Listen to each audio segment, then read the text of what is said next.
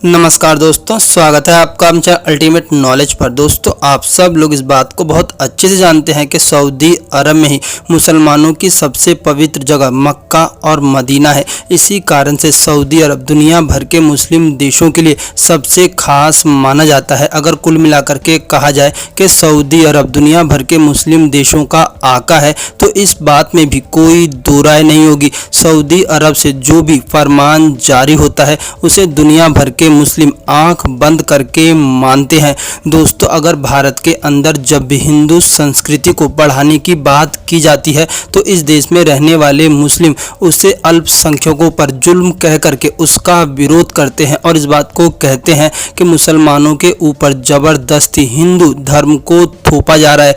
दोस्तों, आप सब लोग इस बात को जानते ही होंगे कि योगा आज पूरी दुनिया में फैल चुका है और पूरी दुनिया के लोग योगा करना पसंद करते हैं।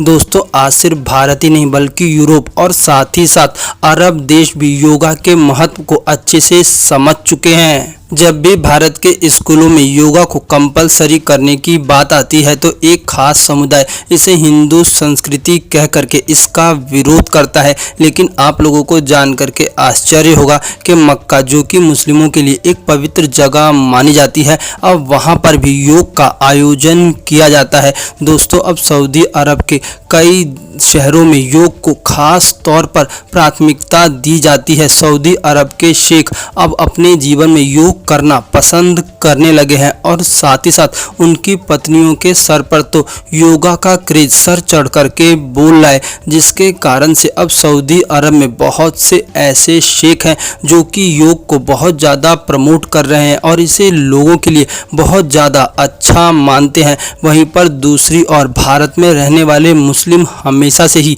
योगा का विरोध करते आए हैं। मक्का में योग शिविर का लगना इस बात को बताता है कि अब अरब देश भी भारत की हिंदू संस्कृति और इसके महत्व को अच्छे से समझने लगे हैं। दोस्तों, अरबी शेखों का ऐसा मानना है कि योगा व्यक्ति के लिए बहुत ज़्यादा जरूरी है, क्योंकि योगा व्यक्ति को तन और मन दोनों ही तरह से तंदुरुस्त रखता है। शेखों का ऐसा मानना है कि योगा करने के बाद उनकी लाइफ में कई तरह की चेंजिंग्स आने लगी है।